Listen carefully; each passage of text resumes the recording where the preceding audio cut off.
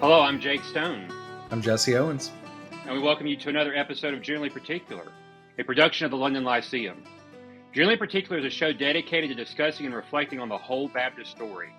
We are a show by Baptists, about Baptists, and for Baptists, as well as Anglicans, Methodists, Presbyterians, and Lutherans. I'm a Calvinistic Baptist, and Jesse is an Arminian Baptist. In the 17th and 18th centuries, we would have been known as a general Baptist and a particular Baptist, so we brought those together and what we think is a fun way to form generally particular. So today, Jesse and I are joined with two of the four horsemen from the Center for Baptist Renewal, Winston Hotman and Luke Stamps, to just kind of have a Baptist bonanza, we would say, and talk about anything and everything Baptist life.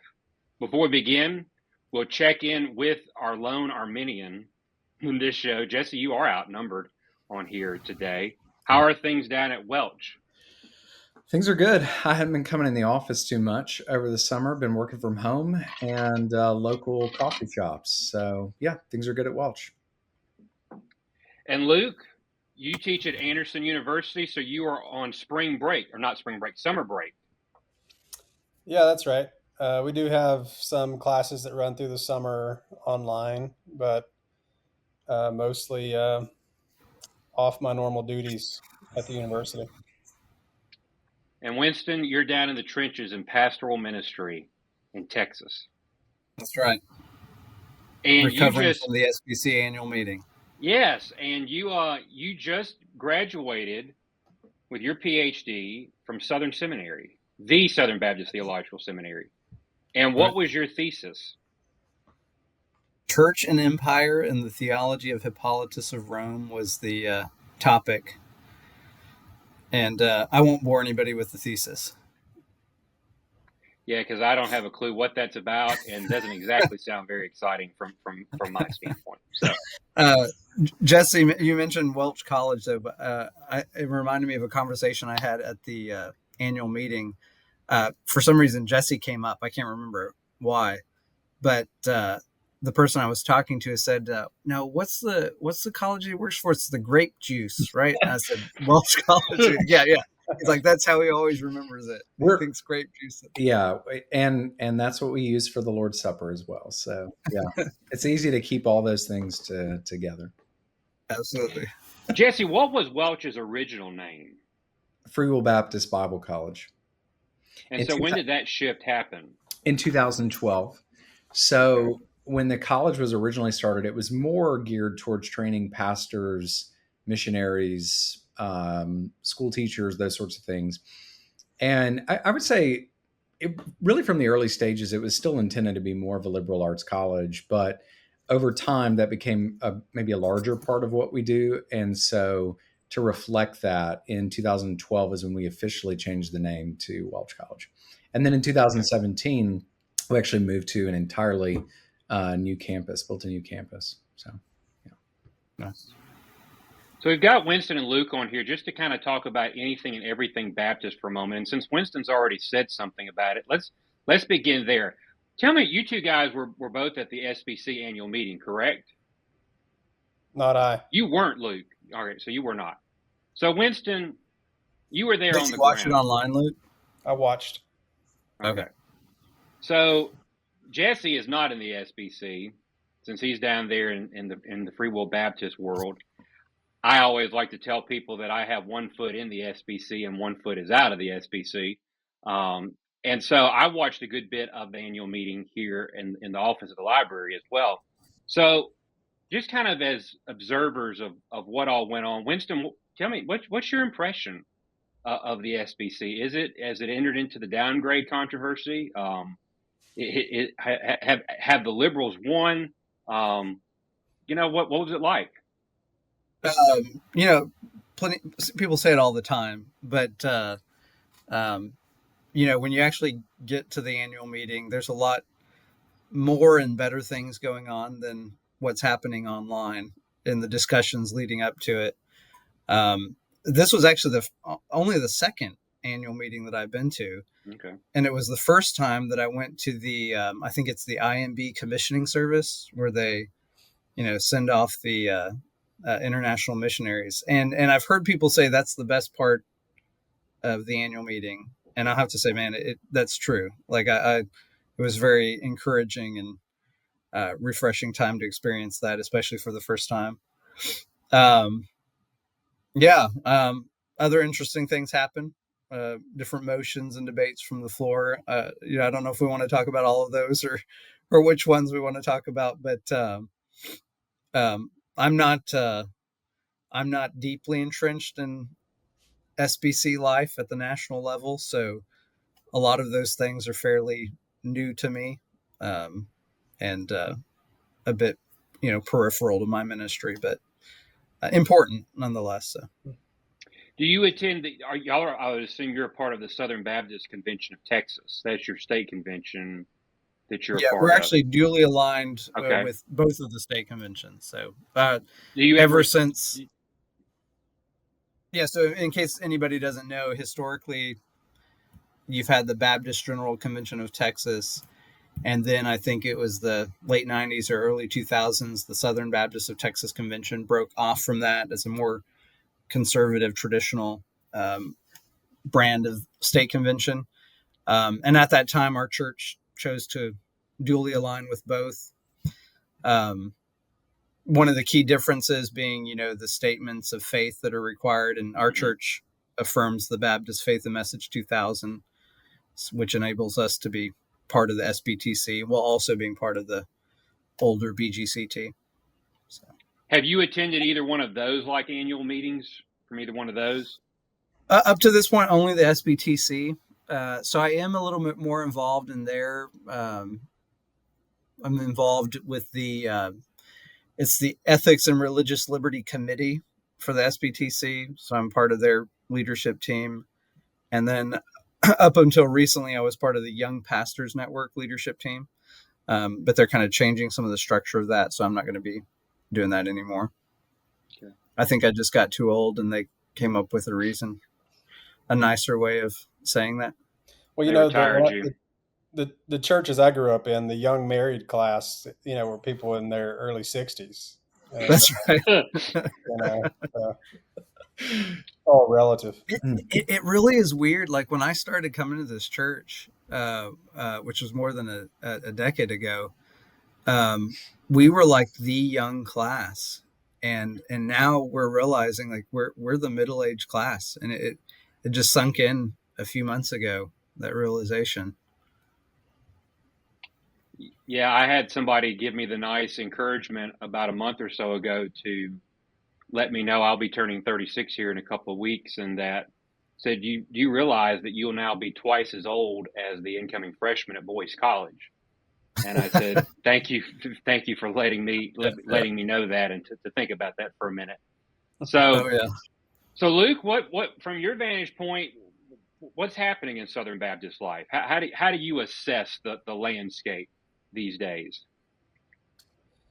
Yeah, I mean, I actually took a Twitter break in the month or so before the SBC just to escape the crazy that swarms up around it every year. I mean, I think when I was, younger, I probably would have been more heavily invested in all of that and more anxious, I guess, about every year's convention votes and whatnot. And, you just see enough of these kind of come and go that you realize in the scheme of things, obviously the issues are important.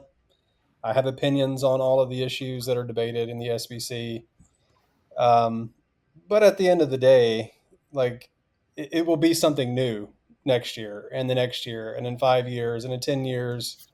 You think back on how we all used to think about the Calvinism stuff in the SBC or the Great Commission resurgence or,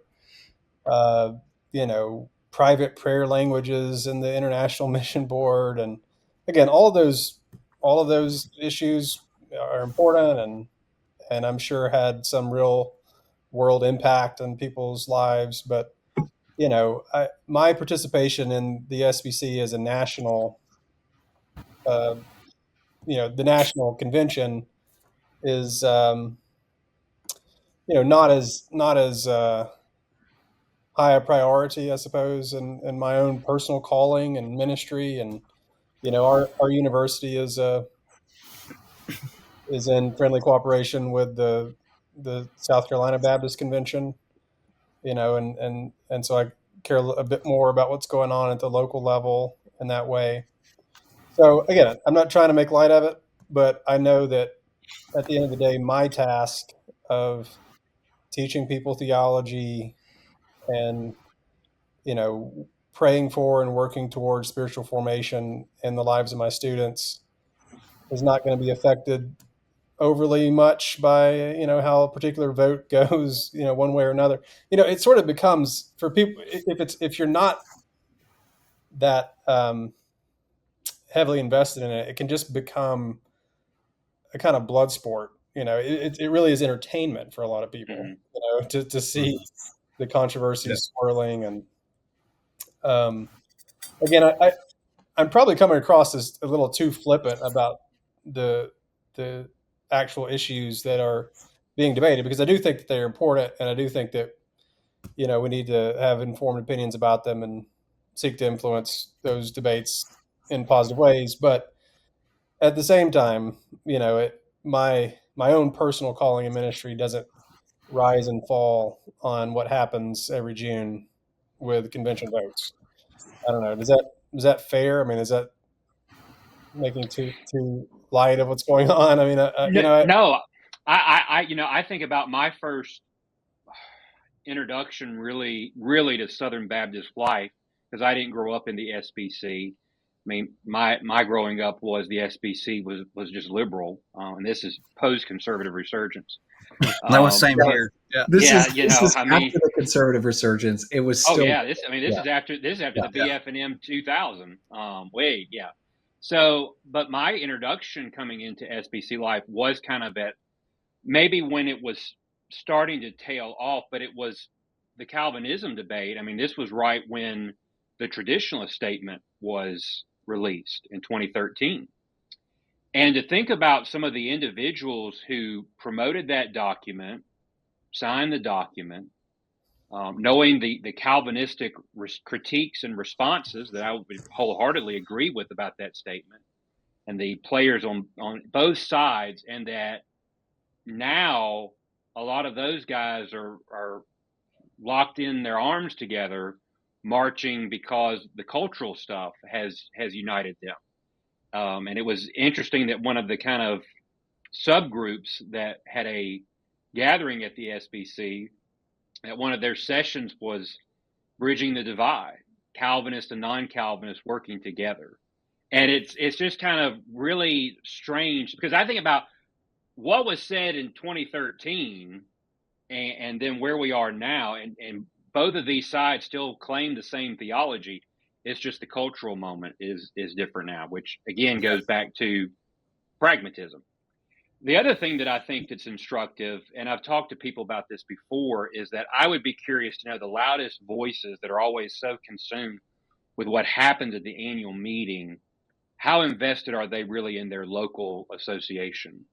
Because in Baptist life, that's actually, if we were to go bring back the Keach and the Fuller and all of that crew, they would say that your connections with your churches in your area, I mean, that's really what matters the most, not something in this like broad national situation where you don't really have fellowship with a church that's hundreds and thousands of miles away.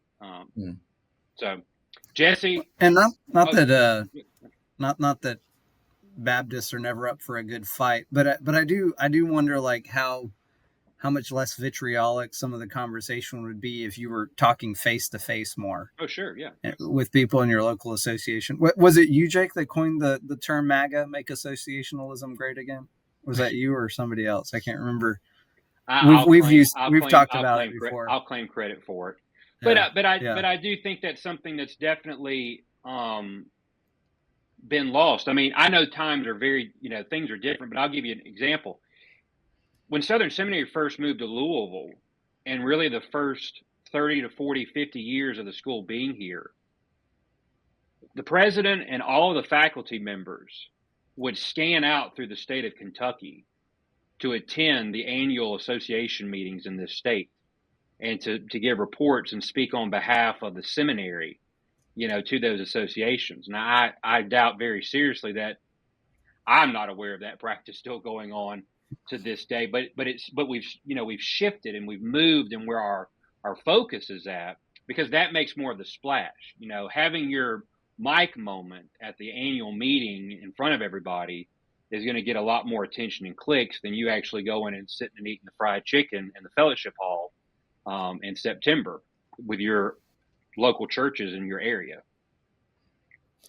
Jesse, yeah. Go no, I was going to say, I was going to ask Jesse, do y'all have these moments at your annual meeting? Is there microphones? Do people go up there and make motions? And have you ever made a motion? I have not made a motion. So it is very similar with microphones, people coming up to the microphones. It's very similar to that, like you would have in probably most business meetings in really congregational Baptist churches. So it's not entirely dissimilar from that, but pretty similar. We don't have as much of a sort of strong online presence personality. We're pretty rural denomination, so I don't know that we're quite as online as some of the people who are involved in the SBC are. So we've had plenty of huge debates over the years, and there have been some kind of fireworks at our annual meeting, but we don't have probably the same level of online kind of back and forth that the SBC does. Going back to what both Luke and Winston were saying, I think that local work is the harder work, those actual interpersonal relationships, and then seeking and, with the Lord's help, bringing about transformation and change in the lives of congregants, people you're mentoring, students, those sorts of things. That really is the enduring work. And that's not to say that shaping institutions, denominational policy, those sorts of things, it's not to say that doesn't matter, but it is kind of easier to tweet, post online, run a blog, have a YouTube channel, and kind of talk than it is to bring about actual change at a local level.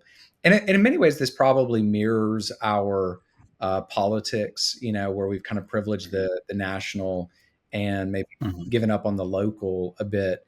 But the hard work is always at the local level. And I would say really the thing that probably brings about the most enduring change, but it's the more difficult work and the less probably is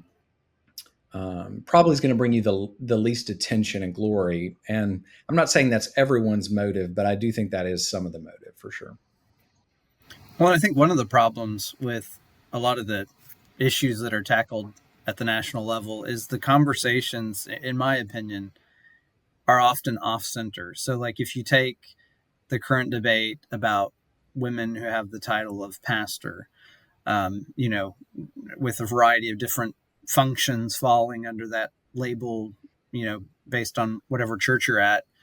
I think, Jesse, it was you that posted on social media something that I thought was spot on, which was that much of this, and then Jake, I think you posted a blog post on this earlier today, which is that really what's going on here, we want to try to, and I think part of it is because we're trying to deal with this at such a broad sort of national level, we need to try to simplify it and make it a very sort of binary issue. And for us, that's typically conservative, liberal.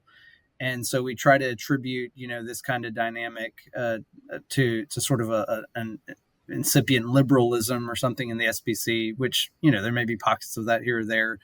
But I think both of y'all drew attention to the fact that what's probably underlying this is the kind of sort of pragmatic corporate models of church governance that we've adopted and kind of have across the SBC abandoned sort of traditional Baptist ecclesiology, at least robust versions of it, for these sort of corporate models in which it's extremely difficult to define a pastoral role traditionally. because of how the whole idea of church has been reconceptualized.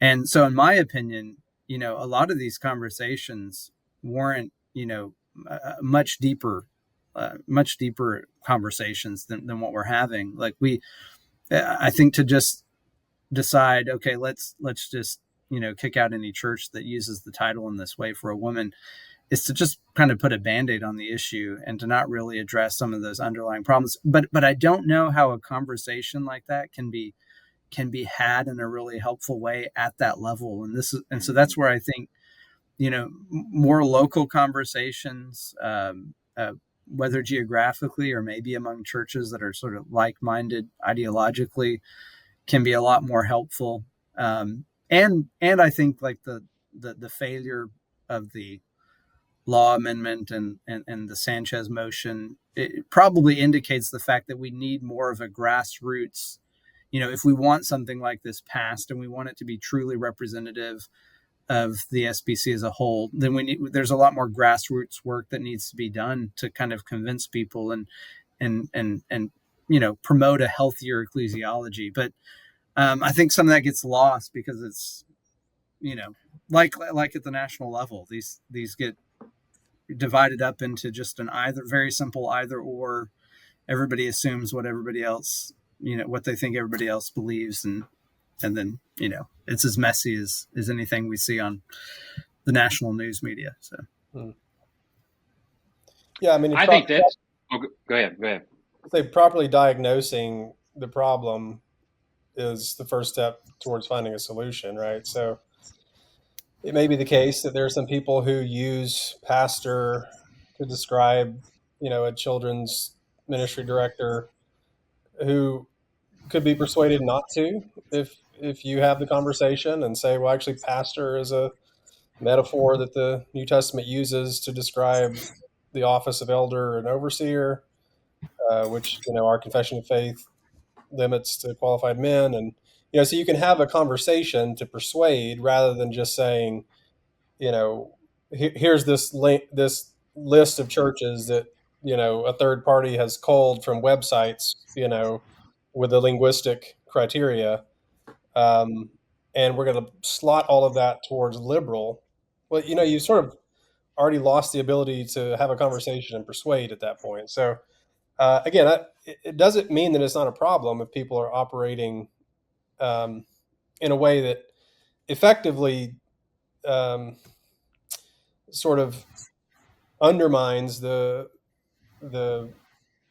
function of the New Testament to regulate the way the church is to be run, right? So that's not saying that's not a problem, right? That is a problem, but it's the kind of problem that if you're dealing with someone who says, no, we believe in the Bible, the inerrancy of the Bible, then you can have a conversation with someone to say, okay, well, what you're doing is out of step with what the Bible says, and the way that you're sort of operating the church's governance is, effectively neutering the authority of the Bible in the way your church functions. I mean, and so you can have a conversation with people that seeks to persuade, rather than just sort of beating people over the head with a label, right? You're all just liberal. Again, there may be some pockets of liberalism that also need to be confronted, but I just think, we need to properly diagnose what we're dealing with. And back to the point that we began with, that really is going to take place in the context of relationships, so that the closer to the ground that we get with people in real face-to-face relationships, the more likely those conversations can happen. They may not always be effective, right? I mean, there's a large church in our part of South Carolina who left the SBC because of a difference in practice on these issues, and that's okay too. Like it's okay for there to be dissociation in either direction. That doesn't mean, though, that we then treat those people as unbelievers, right? Again, because in the context of relationships, we can say, brother, I accept your faith, your proclamation of the gospel, but on this, secondary issue, we're just going to have a disagreement that will cause us to go separate ways, right? And so it really humanizes a lot of these debates and divisions if we can have these conversations, locally. I think about this line from Rod Dreher all the time. I used to read Dreher a lot. I haven't read him in a while, and so I don't endorse everything that he's said, especially in the last several years and all of that. So just take this with a caveat. But one of the first books he wrote was called Crunchy Cons. I don't know if anybody read that, but that was uh, a really interesting book to me. But in part of the book, I just pulled it up to read. This is the line that I think about a lot. He says, small, local, old, and particular are almost always better than big, global, new, and abstract.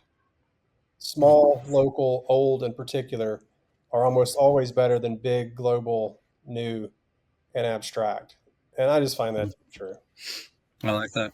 And that word particular, I'm assuming, is warming Jake's heart. So, no, that's a great quote. All that I can hear is, remove not the ancient landmarks. And that's still been my motto for all of my life.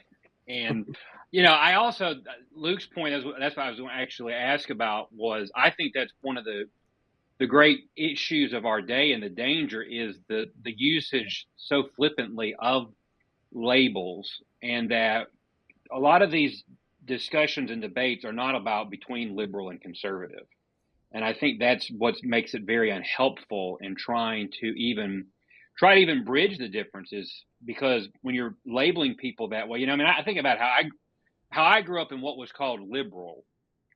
And then when I went to the University of Southern Mississippi for a year and had a religion professor who was ordained in the United Church of Christ and sat and was in that class, I was like, now this is liberal. This is liberalism, not the stuff that I had grown up hearing called liberal. What Luke was saying earlier about the importance of getting the right diagnosis in order to have the right solution.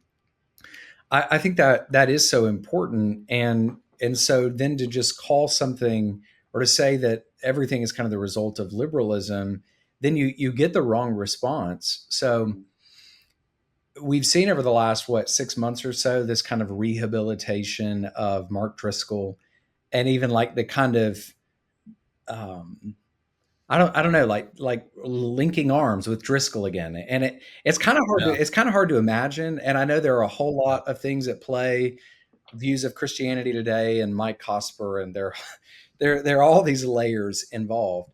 But if you just say the use of the title pastor for a woman in the SBC or wherever is always and only the result of liberalism, and it's not an ecclesiological problem, then you think to yourself, okay, who's good at kind of like smashing the liberals, and it's like Mark Driscoll seems like a great solution to that.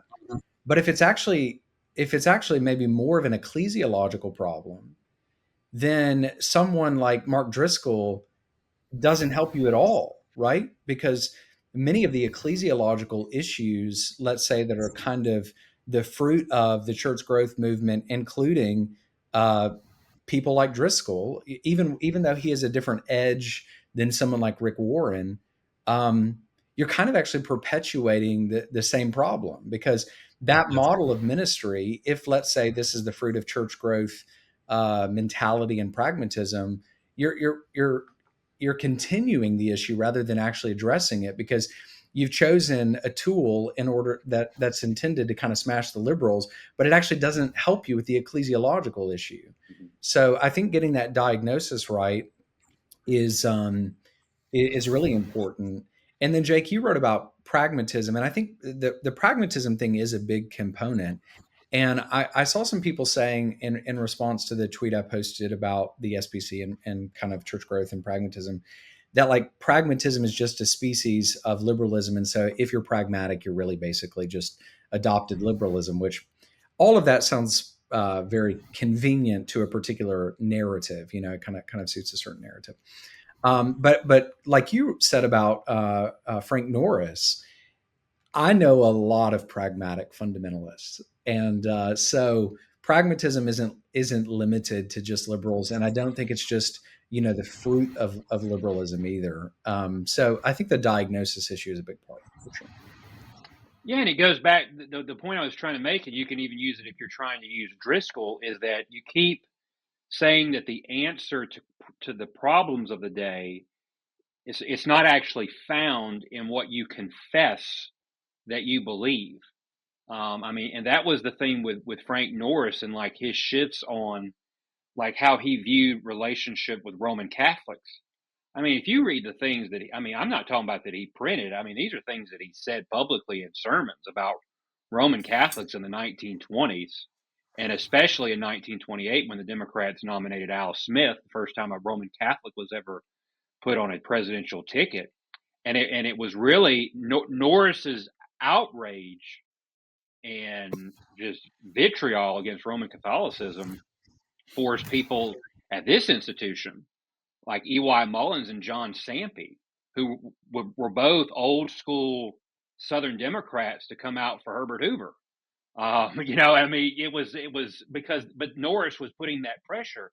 Then you go into the 1940s, and all of a sudden, Norris's take on Roman Catholicism is very different because now communism is the great enemy of the day. It's not evolution anymore from the 1920s, and so, and he excoriated any Southern Baptist that opposed him on that issue, and basically said, as the mantra of these days is, well, you just don't know what time it is.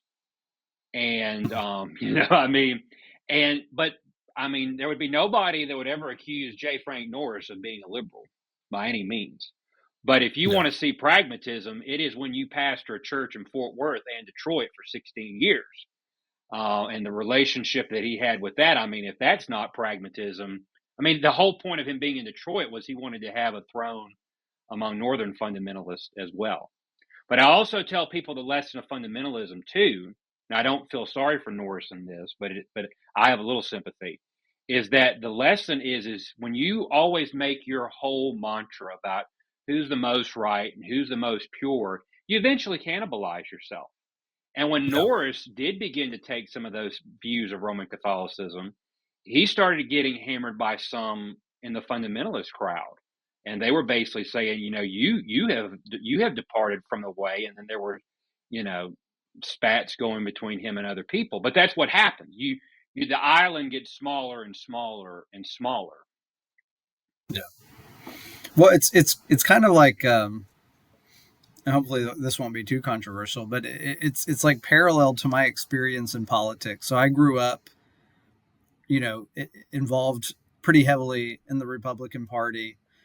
And no, you were a Ron Paul person, Winston, weren't you? That was a phase. That was a phase. That was a phase. But I was involved well before then. But there's this what I realized over time, especially because what I saw was, in the early 2000s when I was getting involved, there were certain positions that were sort of held to be markers of conservatism. And what I've seen over time is many of those have completely shifted. They've reversed. And the same people that would have called you a rhino back then now call you a rhino now for holding the positions that you held back then. And what I realized through all of that was that what it meant to be part of the right and then on the other hand, part of the left is more of a sort of a cultural mood or a disposition rather than a confessional position, rather than, an actual, and of course, now we have this weird phenomena of a party that has no platform, essentially just, recognizing what it has become.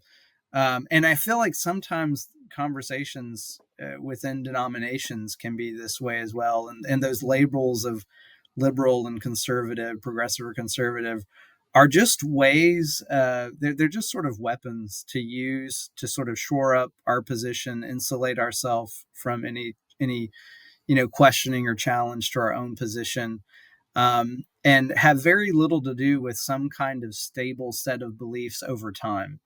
I mean, we talked a little bit about it earlier, but we've got, leaders in the SBC who were calling each other heretics a decade ago literally calling each other heretics, who are now, as close as you can be, but locked in arms against a different enemy, who they're labeling in similar ways. And I just think that's unfortunate. I think a healthy denomination, a healthy convention, a healthy church is one that finds its stability and its identity in a stable confession over time, not sort of a prevailing cultural mood. Well, let's talk about something more fun for a moment, and that is Baptist history and Baptist books. So, Luke, you did your MDiv at Southern, correct? And PhD. That's right. So, was Dr. Nettles your teacher for Baptist history here? I actually never had Dr. Nettles. He was there when I was. I think I had Sean Wright for Baptist history. Okay.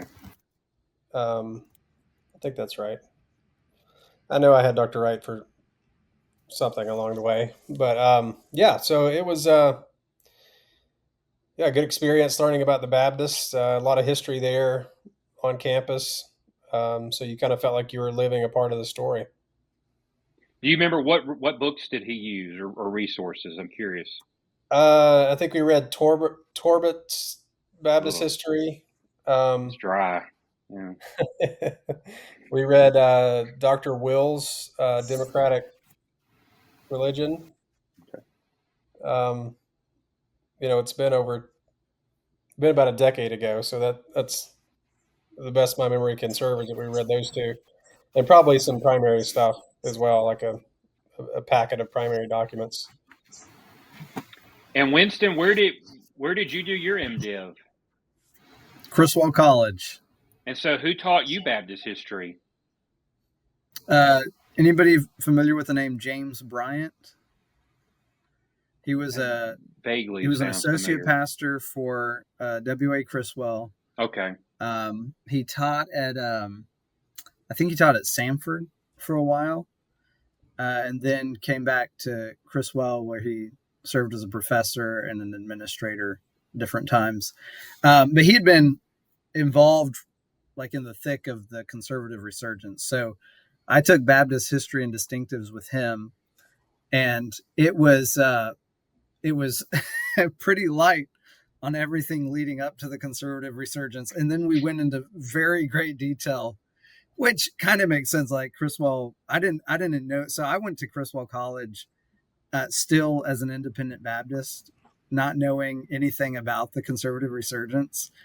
And I showed up and I realized, okay, this was like the headquarters, this is like ground zero of the conservative resurgence. And so we got, I think we had Leon Macbeth's volume for Baptist history, and then a lot of books written by conservative leaders about the conservative resurgence, and lots of stories from him, personal stories from him since he was involved in it. So it was kind of cool to get that, close up perspective. I have one other thing to mention about Baptist history training. I'm so old that I miscalculated my education by a full decade. It was actually 2 decades ago. I was going to say, I was in the MDiv at Southern. I finished 12 years ago, so you had to be longer than that. 2 decades ago, I took Baptist history with Dr. Wright. Just over that, I took a class at Auburn University with Wayne Flint on the history of the American South since Reconstruction. I don't know. Do you guys know Dr. Flint? He's long since retired, but he was a premier Southern historian, one of the best Southern historians of his generation. But anyway, he was an old school SBC liberal, and he taught that class, and so he actually covered some of the controversy in that class at Auburn University, which was fascinating to hear from another kind of first-person experience of it. But he wouldn't have called it the conservative resurgence. It would have been the fundamentalist takeover. Absolutely. Would have been his. I tell people, if you really want to understand just how historical interpretation works and really want a good case study, it is the inerrancy controversy in the SBC, because the way that a person frames that period and how they describe it, I've noticed even a trend among guys that would kind of be in our camp, so to speak, who prefer to use the phrase inerrancy controversy more than the conservative resurgence. Of course, if you hear anybody say the fundamentalist takeover, they've already showed you their cards and exactly where they stand. So Winston talked about Leon Macbeth's volume. So of course, anybody that knows anything about me knows my rearing on Baptist history was J.M. Carroll's The Trail of Blood. That's primary text. Now that's what I grew up with. Winston grew up from the cradle like me with that, and that's what we Jump were put to sleep with at night. Yes, and but when I went to William Carey, we used Macbeth, and of course, one of the worst presentations I've ever heard of the 5 points of Calvinism was by my professor who taught that class. The way that he described it, I wanted so much to say, don't you know that the namesake for this institution would be abhorred if he listened to you right now describe what he believed. But what was fascinating was when Macbeth, I listened to Jim Renahan do a lecture one time, and probably a lot of people don't know this. He taught 1 year for Southern Seminary when they had the Extension Center in Massachusetts outside Boston. He was asked to teach the Baptist history course, and they told him what textbook he would be using, and it was Leon Macbeth.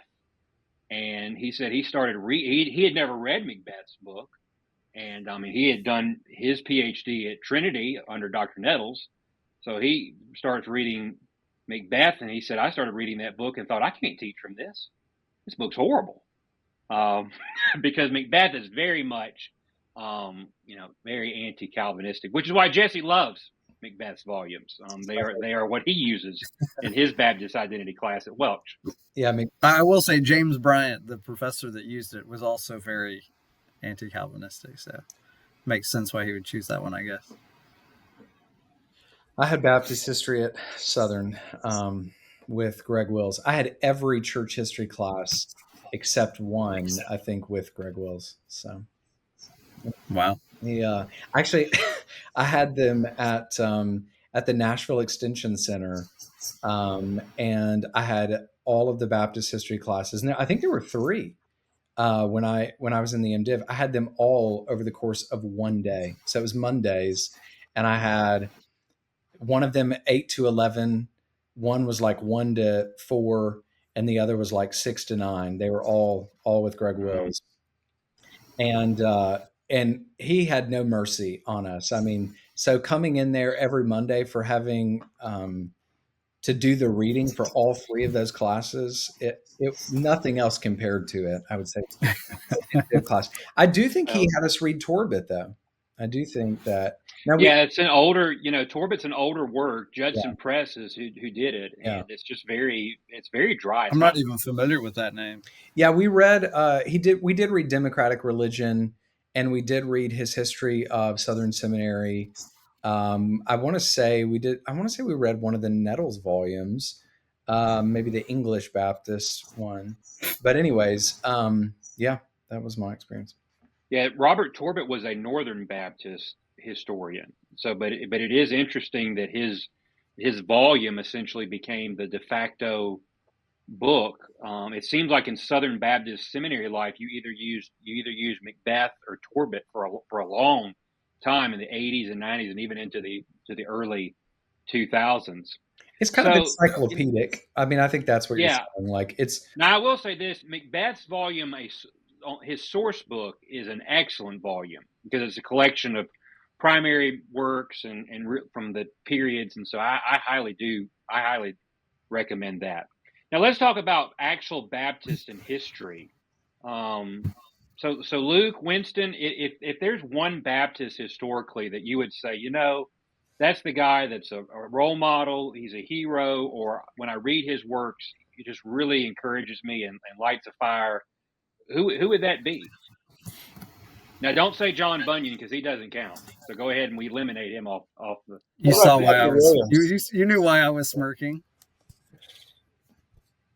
Roger Williams, he's complicated too. That's not what I was going to say. I'm just. I mean, from a very young age, I was raised reading Spurgeon sermons. In fact, not just at the house, but there's a church down in the Houston area where I used to go to orchestra practice at, and they had on the table in the foyer every week they had a different Spurgeon sermon printed out, like dozens of copies for people. There were always some left over from Sunday, and so I would grab it, and while I was waiting for my sister to do her band practice before I started mine, I would read through these. So Spurgeon, I think's got to be up there with them. Do they have to be dead? Well, I mean, sure, go with the living person then. Timothy George. In fact, I was trying to remember if I read Theology of the Reformers in that Baptist history class, but I just remember reading that and then reading several other works. I was like, that's the kind of Baptist I want to be. If there's one Baptist that I'd like to imitate, it's Timothy George. That at some point in my MDiv, I got to know his writings and fell in love. But speaking of that book, Winston, it was an honor and a privilege. A couple of months ago, Dr. George was here on campus on a Saturday, and so he stopped by the library and we visited him. He talked about that the library was one of the main places where he wrote that book, Theology of the Reformers. Wow. was in here working. So yeah.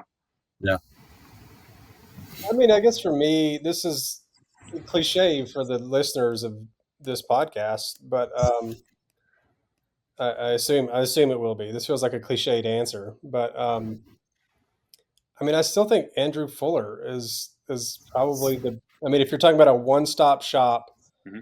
somebody who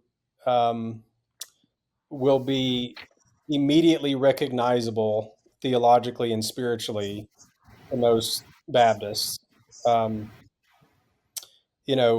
so instrumental in terms of the modern missions movement, but just the evangelical spirituality, right? That he is passing on, right, from the connection with Edwards and his sermons, and I mean, I just feel like that's the place that I would send people if you want to know something older than Billy Graham. I don't take that's not a pot shot. I think Billy Graham is a great exemplar as well in many ways, but something that's a bit more historically rooted. I feel like Fuller is a giant for a reason. I mean, as a systematician, I'm drawn to Gill. Gill is obviously idiosyncratic in a number of places, but in terms of systematic theology, Gill is virtually unparalleled in the Baptist tradition, right? For the sheer output of his project, and for its reception, right, in his own time and in the century or two after. So there's lots of reasons I'm drawn to Gill, just in terms of my own discipline.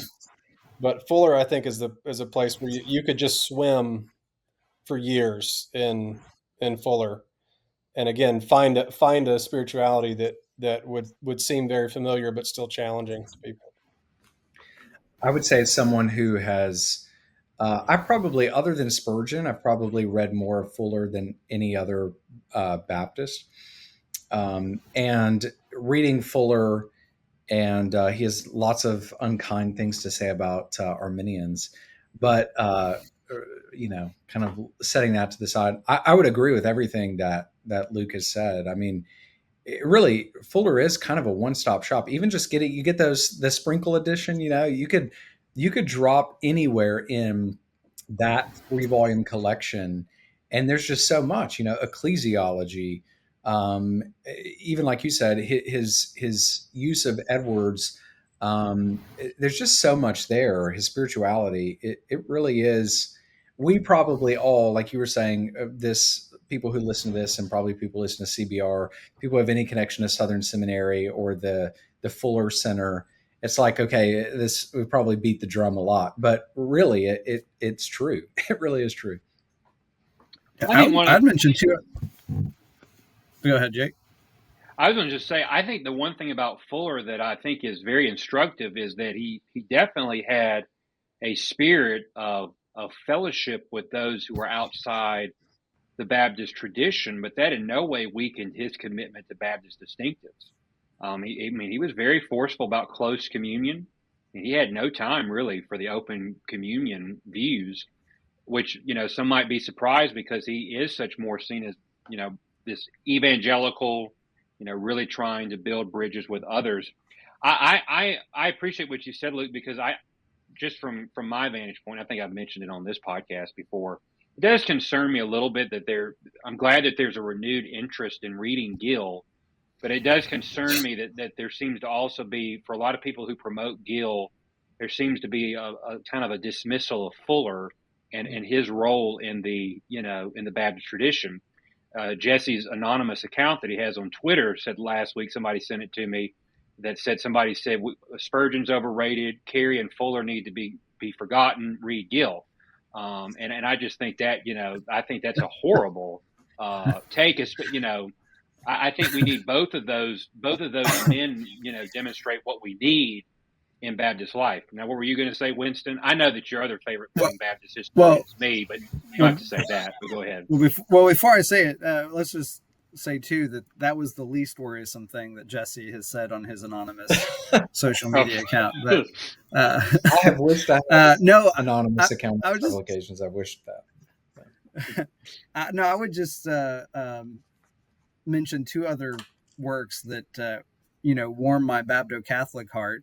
One of them is Ann Dutton's commentary on the Song of Songs. Mm-hmm. I think it was Dr. Haken who probably put me onto it at some point.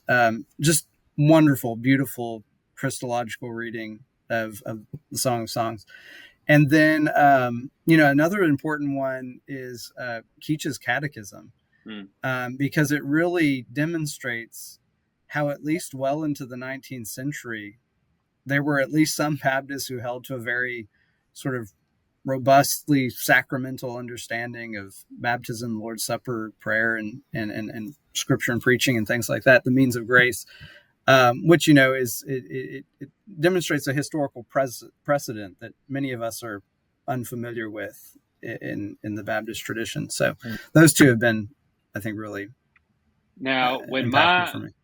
When my mama and dad watch this, because they do watch this regular, my dad is going to wonder what the heck is Bapto Catholic. He's gonna ask me, what was that man saying? So Center for BaptistRenewal.com. Luke and Matt have a great explanation of it on our website. This is a topic I love to talk about. Not the Catholic thing. We could talk about that if you want, but just thinking about where to point people in Baptist history. Another one that's a deeper cut from the back catalog of Baptist history, and I know Jesse will appreciate this one. It's one I bang this drum all the time, but Thomas Monk, Midlands General Baptist, 17th century, probably had a hand in the Orthodox Creed, which was never widely used, but still stands as a testament to a kind of Baptist Catholicity among the General Baptists. But his cure for the cankering error of the New Eutychians is a master class of Baptist theology that is deeply scriptural, Bible all over the place, but also immersed in the Christian tradition, citing church fathers by name, medieval doctors as well as reformers and post-Reformation authors, in order to defend classical theism, what we kind of colloquially referred to as classical theism on the divine attributes, the classical conception of the Trinity, and the classical understanding of the incarnation and the two natures of Christ. I love that book so much. I don't know if it's even in print. I have like a printed out copy of it, but I always want to take the occasion to tell people to go read Thomas Monk. We're hoping to get it in print sometime, not in the not too distant future. Nice. Awesome. The only time, though, I've ever seen Jesse cry was when he discovered that Thomas Monk had plagiarized part of his writing. So, yeah. I didn't cry, but you were close. I thought the sackcloth and the ashes were about to come out. You were distraught. It was an interesting discovery. So. Well, I would just add that people should definitely go read Isaac Backus, and I think that there is a lot of instruction to be gained in our current moment from the balance of Bacchus, but also, I've told people, I mean, if you're going to, I want to do PhD work on the man, so it means I'm going to spend a lot of time with him and reading him. But the thing that I think would concern me if people only knew of Bacchus and his writings on religious liberty and those issues, which is very important. But but talking about Fuller and Edwards, that evangelical piety is in a lot of Bacchus as well. And I think that sometimes in our confessional circles, there is such a reaction against pietism that we forget about the central role of Baptist piety in our tradition and our identity. Dr. Nettles just wrote a journal article for the Southern Baptist Journal of Theology, which their latest one was on revival. And his article was on the idea and practice of revival among Southern Baptists. And this is the first two sentences of his article that I think would be controversial for some folks. But he said this: Baptists survive only if they live in the mode of revival. They depend solely on conversion for the origination of church membership and upon a life of consistent holiness for its maintenance. And I think we kind of have a skewed view of revivalism, which has a lot of bad fruit, but he's exactly right about real revival, as we understand it, is in many ways at the heart of what it means to be the Baptist people. Not the Charles Finney stuff. Now, that's Jesse's tradition. That's where they are. We're over here with Whitfield and that kind of stuff. I think Finney was a Presbyterian, but we'll let it go. Well, he was not a Calvinist. So. And honestly, even revivalism has something to teach us. If anything characterized my personal history with Baptist life, it was revivalism, right? I mean, I probably, maybe like some of y'all, grew up with fall and spring revivals. It would have been liberal with a capital L to have cut it off on Wednesday night. You had to go all the way to Friday night. Oh yeah. This is the episode we should have had right here. This is in our circles. It was the missionary Baptists that only went Sunday through Wednesday were the liberal ones. Right. We went Sunday through Friday. Yeah, I've preached 6 nights before in a revival meeting. And I don't know. It's easy. I suppose it's easy for people, maybe especially in our generation, who were influenced by the new Calvinism, who went to Southern Seminary in the wake of all of that. I say our generation. I'm the old guy here, so let me just speak in the first person singular. People in my generation who were influenced by new Calvinism came to Southern Seminary in its wake, and sort of became more enlightened theologically. I'm putting this in scare quotes. Very easy to look down on the traditions that actually formed our living faith in Jesus Christ.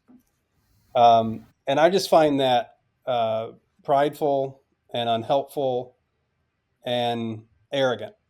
And I think that there's a way to still critique, right, where critique is due. But there's almost this kind of triumphalistic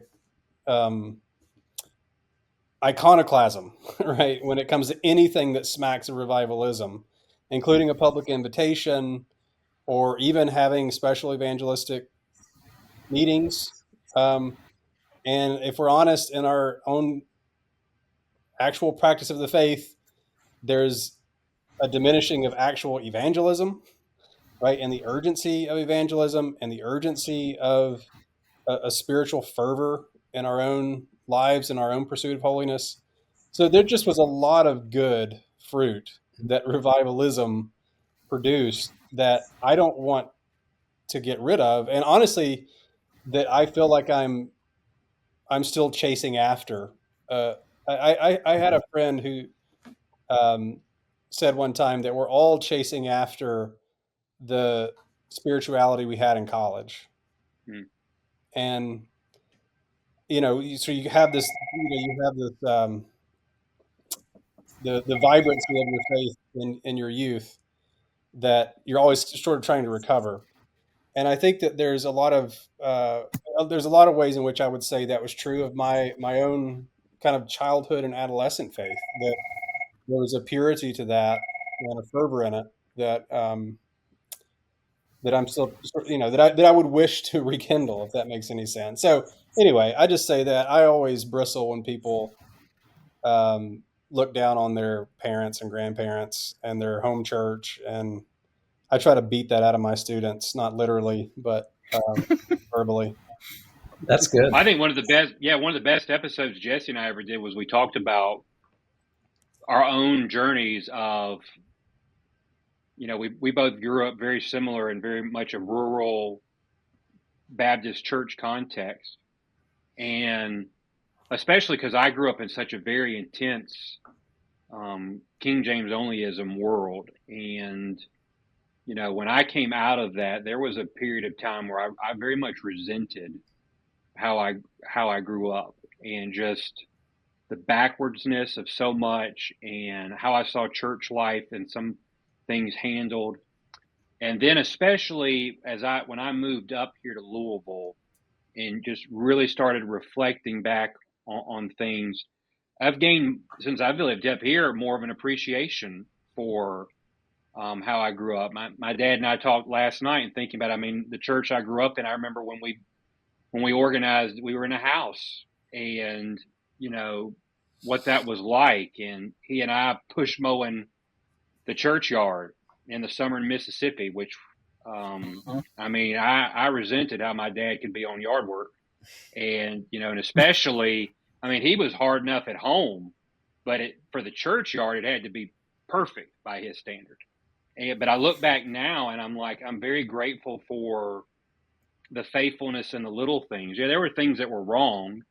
But even the hymns that, may seem out of fashion in more Reformed Baptist circles, I've gained even a greater appreciation for them as I get older. Absolutely. Fanny Crosby. Yeah, absolutely. Yeah. She wrote the soundtrack to my spiritual life growing up. And I feel like that I never want to get too big for that. And if I could just tell one quick story, I often think about a deacon in our home church named Louis Norris, who was at D-Day +1. So he was a war hero and faithful deacon for decades in our home church. But when he was called upon to pray in our church, which he was often, to pray before the offering or whatever, every time without fail, he wept when he prayed for the lost. And I think about that weekly. And that if I could just have a fraction of that love for Christ, love for people, desire to see the gospel spread, just a fraction of that, it would be worth all of the degrees on my wall and all of the books in my library. And I just don't ever want to lose sight of that. Quick funny thing you said about Fanny Crosby. Here where I'm a member at up here at Reformed Baptist Church of Louisville, they use the Trinity Hymnal, the Baptist edition. And all of the hymns that I grew up on and that I know are in the back of the hymnal, entitled Hymns for Informal Occasions. So that's where they all are at. So when I get an opportunity to preach occasionally, I pick the hymns, and so we sing from the informal occasions a lot. So originally known as the Heavenly Highway. Yeah. Yes, the Heavenly Highway hymnal. Absolutely. Y'all know the Stamps Baxter hymnal? Oh yeah. Yes. Those are my people. So Virgil, you had your shape notes. My mom would say if it's not in the shape notes, I can't play it. So, but you're saying that's your family name? Yeah, that's my family. So Virgil Stamps, who was the leader of the Stamps quartet and who helped compile the Stamps Baxter hymnal, He also was the author of the writer of When the Saints Go Marching In. Wow. But he was a distant relative of ours, and whenever he was traveling through Alabama in the early 1900s, he came and visited my great grandfather, and stayed overnight and shared a visit. So that's a part of our family lore, is him writing. Wow, That's pretty cool. Well, I'll tell people, though, you've never truly experienced rural Southern life until you actually have real dinner on the grounds outside in September in Mississippi, which is when our annual association meeting was. And one old preacher said, "That ain't pepper in the potato salad. That's the flies." we would do dinner on the grounds for church anniversaries, sister churches. And homecoming. It was terrible and usually like the buildings weren't, big enough to facilitate all the churches that would show up. So it was horrible if a church had been founded in the summer and you just had to go out and eat outside in the Texas heat. My dad talked about a church scene. This was before I was born, but they were there there was like a gathering of different churches, and it's July in Mississippi, and the air conditioning had went out in that building. And so everybody's in there fanning, and he said there were horse flies flying around in there. He said one man started killing them and started creating a pile of the horse flies next to his pew as he killed them and just started stacking one on top of the other. So when I come up here and we have chapel and the organ plays in here, it's nice, but I'm like, it's a very different world than what I grew up in. So, well, guys, we appreciate it's been a great conversation. We've already been over an hour, so if we start talking about old stories, we'll be here for 2 hours. And so, but we really appreciate y'all coming on. It's like we always like to tell our audience, stay Baptist. Stay Baptist.